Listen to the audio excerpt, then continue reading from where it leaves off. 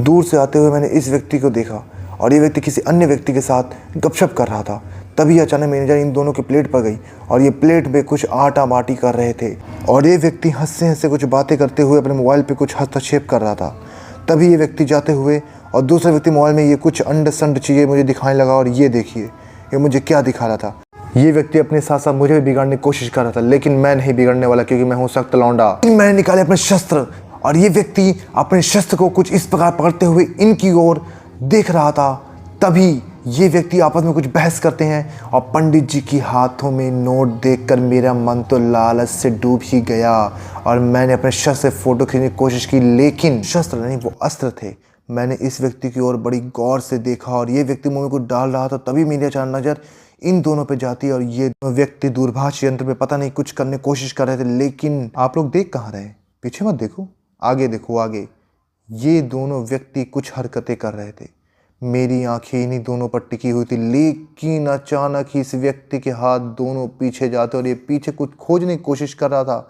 पता नहीं कुछ ऐसी चीज़ें जो कभी कभार कुछ सालों बाद कुछ वर्षों बाद ही मिल सकती हैं। मैंने सोचा कि आगे क्या, लेकिन मैंने इस व्यक्ति की ओर देखते हुए ये सोचा कि नहीं, बात ऐसे नहीं बन सकती।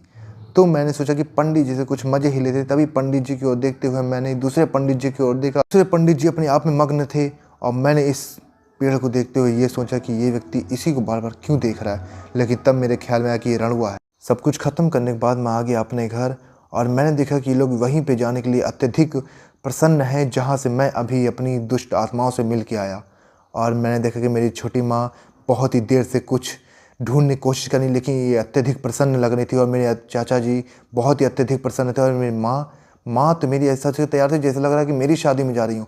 ओह हो, no no no no no no. फिर मैंने अपनी प्यारी से रज्जो को अंदर किया और मेरी रज्जो मुस्कुराते हुए हिरन की चाल में अंदर आते हुए मेरी रज्जो मुस्कुराई और मैंने बोला तू यहीं पे रह और तुझे सुबह फिर मैं निकालूंगा।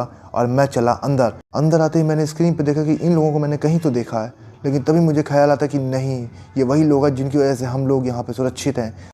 फिर मैं चला अपने अगले मिशन के लिए।